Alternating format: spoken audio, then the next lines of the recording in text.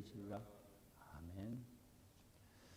시내산에서 금송아지 사건으로 그 진노하시는 하나님을 보았던 모세가 이제는 산 아래로 내려왔습니다.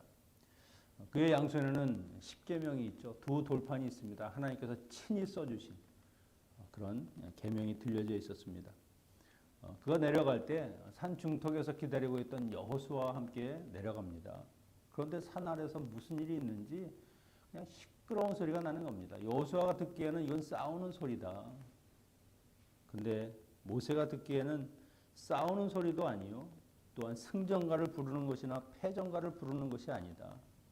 그냥 뭔가 취해서 부르는 노래라고 생각하고 그들에게 갔습니다. 진에 가까이 가니까 말도 안 되는 일이 벌어진 것이죠. 금송아지를 거기에 세워놓고 뛰어놀고 그냥 즐거워하는, 정말 뭔가에 취하거나 미친 사람과 같은 그 백성들의 아우성 소리를 듣게 된 겁니다.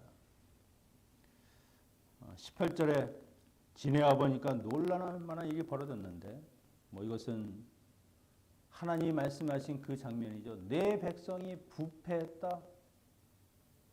내 백성 말고 모세 너의 백성들이 부패했다. 하나님이 그들을 이제 자기 백성 삼으시는 것을 포기하는 말입니다. 모세가 그걸 정말 직접 보면서 하나님께 들을 때는 대체 뭔 일을 했길래 하나님이 그렇게 진노까지 하실 필요가 있을까 했는데, 그것을 보는 모세도 그 분을 참을 수가 없는 겁니다. 오죽하면 하나님이 친히 만들어진 그 돌판을 던져서 깨트려 버릴 정도였습니다.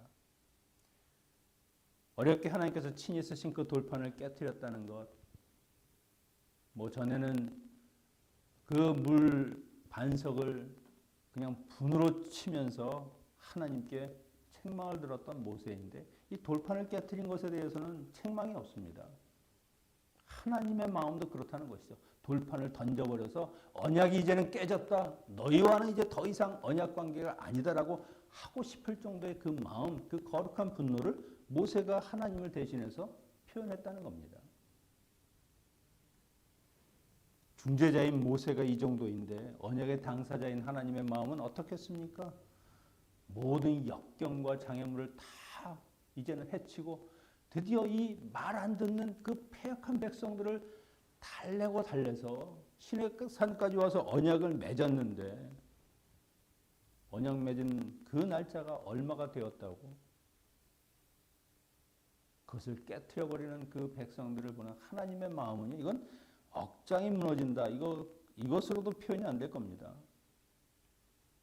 진짜 내가 무슨 일을 했던 것인가 하는 그런 허탈감 이상의 것이 하나님께 아마 있었을 겁니다. 아마 저 같아도 다 때려치우고 내 백성이 아니고 언약을 맺었던 거 다 그냥 대로 돌리고, 나는 이제부터 너희 하나님 아니다. 너희도 내 백성 아니다. 서로 갈 길을 가자. 아마 그렇게 하고 싶었을 겁니다. 우상을 섬기는 이 장소는 그들이 하나님과 얼마 전에 언약을 맺었던 그 피로 세운 맹세가 아직도 있는 곳입니다. 마치 결혼식을 올린 날 그 축가가 다 끝나고 그것이 귀에 맹맹 돌 때도 그 시간을 견디지 못해서 서로 언약을 깨트리면서 약혼자가 아닌 다른 사람과 또 그 외도를 하는 그런 중범죄를 이스라엘 백성들이 지은 것이죠. 이게 인간적으로는 있을 수 없는 일입니다. 분노한 모세가 그 송아지를 불살라 손으로 아주 그냥 완전히 가루를 만들어서 그 죄를 물에 뿌려 사람들에게 마시게 했습니다. 그들이 신이라고 믿었던, 이것이 나의 신이다라고 그들이 만들었던 그 우상이 얼마나 헛된 것이고 얼마나 무가치한 것인지, 인간의 손으로 깨트리면 부서지고 아무런 말도 아무런 응답도 없는 그런 그 금신상이 너희가 섬기는 신의 실체라고 하는 그런 모습을 보여주는 것이죠. 그리고 이렇게 하는 것은요, 우상은 절대로 허용하지 않는다는 겁니다. 철저한 응징과 그 뿌리까지 완전히 근절하고 말겠다는 하나님의 의지를 보여주시는 것이죠. 모세가 아론에게 이야기를 했을 때 아론은 어떻게 이야기합니까? 변명하고 남탓을 합니다. 이 백성이 얼마나 패악한지 너도 알고 있지 않느냐. 그들이 나를 협박하듯이 우상을 만들려고 해서 나는 어쩔 수 없이 했다는 겁니다. 불에 금을 던졌더니 그냥 송아지가 튀어나왔다는 겁니다. 거짓말이죠. 거짓말과 변명. 아론은 출애굽 때부터 하나님이 모세의 대언자로 그의 입술로 사용해서 세우신 사람입니다. 지금은 영적인 지도자인 대제사장이 될 사람이고요. 그러면 누구보다 본이 되어야죠. 이스라엘 백성들이 엉뚱한 길로 간다고 하면 그 길로 가서는 안 된다라고 엄히 꾸짖고 바른 길로 인도해야 되는 사람입니다. 그런데 자신의 안위를 위해서 그들의 그 우상을 섬기는 죄를 그대로 따라하고 오히려 그 일에 앞장을 섰다는 것이죠. 모세의 말을 듣고도 자기를 회개하기는커녕 변명으로 일관합니다. 그러니까 수치를 당하고 하나님께서 그를 죽이시려고 했다는 겁니다. 나중에 모세가 이 장면을 회상하면서 신명기 9장 20절에 이렇게 이야기합니다. 여호와께서 또 아론에게 진노하사 그를 멸하라 하셨으므로 내가 그때에도 아론을 위하여 기도하고 너희의 죄 곧 너희가 만든 송아지를 가져다 불살라 찢고 티끌같이 가늘게 갈아 그 가루를 산에서 흘러내려 시내에 뿌렸느니라. 하나님이 아론도 그를 벌하시려고 했을 때 이 모세가 제발 살려달라고 그렇게 간곡히 기도함으로 아론이 살았다는 겁니다. 자신은 사람이 두려워서 그들의 손에 혹시라도 죽을까 봐 그 두려운 마음에 살 길을 찾았다고 하는데 그것이 하나님에게는 오히려 죽을 길이고 멸망의 길이었다는 겁니다. 지도자가 해야 될 일이 무엇입니까? 바른 길을 가는 겁니다. 헛된 길이 아니라. 아무리 내 목숨이 위태롭고 내게 손해가 있다 할지라도 하나님을 따르는 것, 그것의 본이 되는 것이 바로 지도자가 해야 될 일이죠.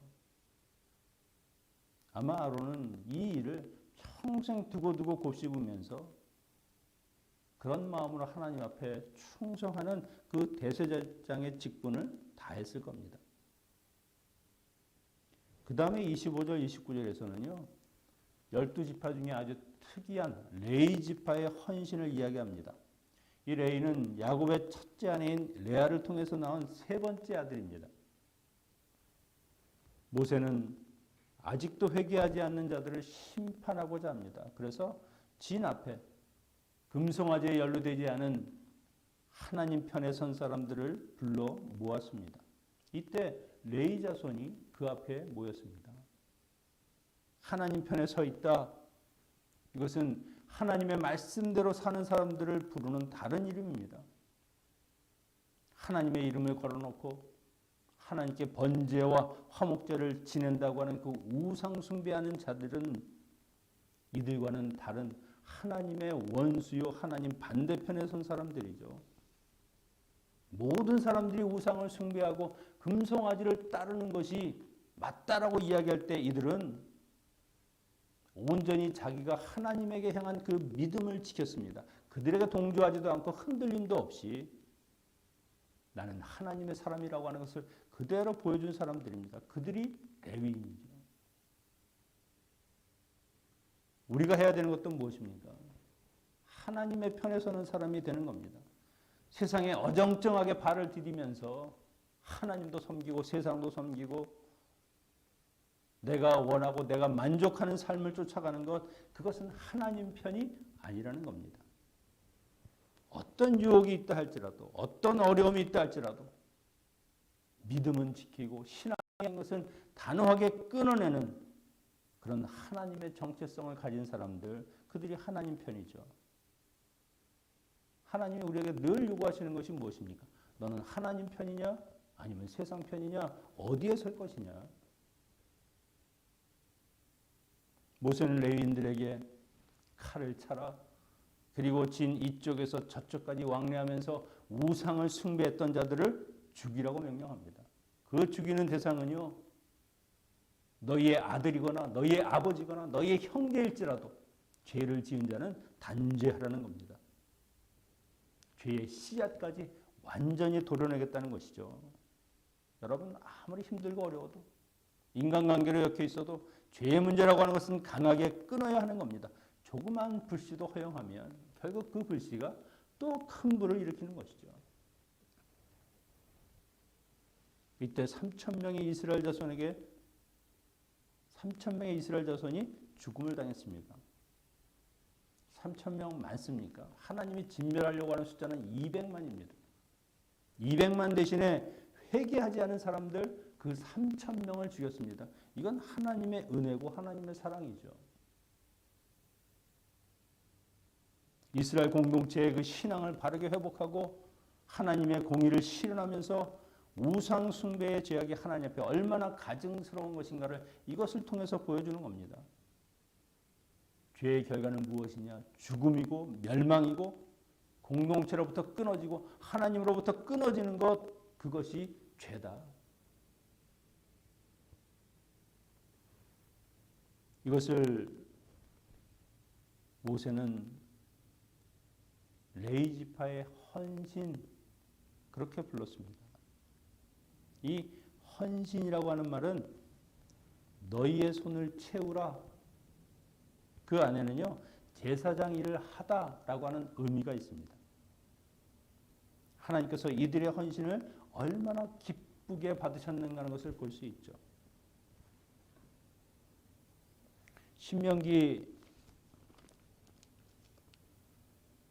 신명기에 보면 모세가 죽기 전에 이스라엘 자손을 위해서 축복을 합니다.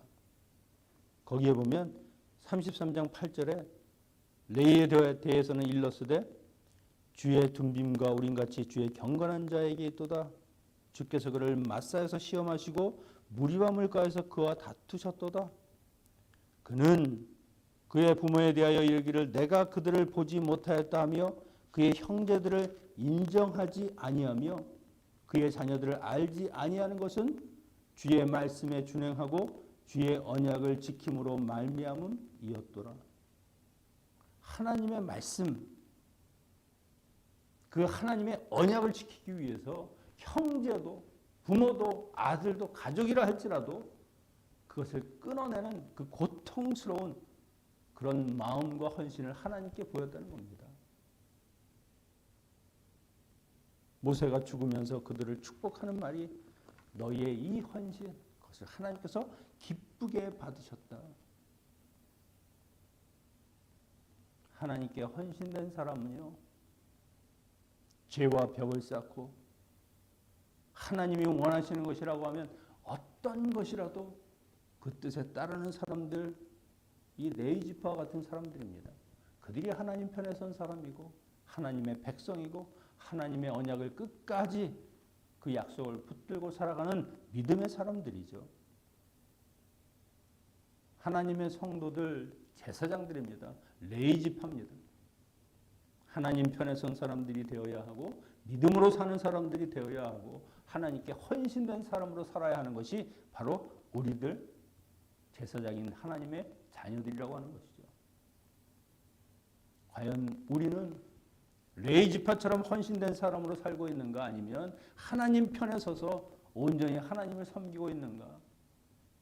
그것이 우리의 사명이요 소명이요 하나님에 대한 우리의 정체성이라고 하는 것을 여러분 깨달으시고요. 우리는 그 길을 가야 하는 겁니다. 우상 숭배하는 자들이 아니라 믿음을 지켰던 레위지파의 삶을 살아야 하는 것이 우리가 받는 축복된 길이라고 하는 것을 생각하시면서 늘 하나님 앞에 하나님 편에서는 우리 모두가 되시기를 축원합니다. 기도하겠습니다. 아버지 하나님, 우리를 하나님의 자녀로 부르시고 하나님의 거룩한 제사장으로 레위지파로 온전히 하나님께 헌신된 사람으로 인정하여 주시니 감사합니다. 세상을 살면서 얼마나 많은 유혹과 어려움과 아픔들이 있습니까? 그럼에도 불구하고 오직 하나님에 대한 믿음과 그 헌신과 그 사랑의 마음은 변치 않게 하시고 하나님의 약속을 붙들고 끝까지 견디고 인내하고 승리하는 주의 백성들, 주의 자녀들 되게 하여 주시옵소서. 이 아침에도 하나님 앞에 나와 하나님께 예배하며 우리의 삶의 시작을 기도로 올려드리고 우리의 삶의 모든 것을 하나님께 온전히 아름다운 향으로 올려드리는 주의 백성들, 그 마음과 그 뜻을 받아주시고 그 삶이 하나님 주시는 풍성한 은혜와 복으로 넘치는 하나님의 복된 자녀들이 되게 하여 주시옵소서. 예수님의 이름으로 기도하옵나이다. 아멘.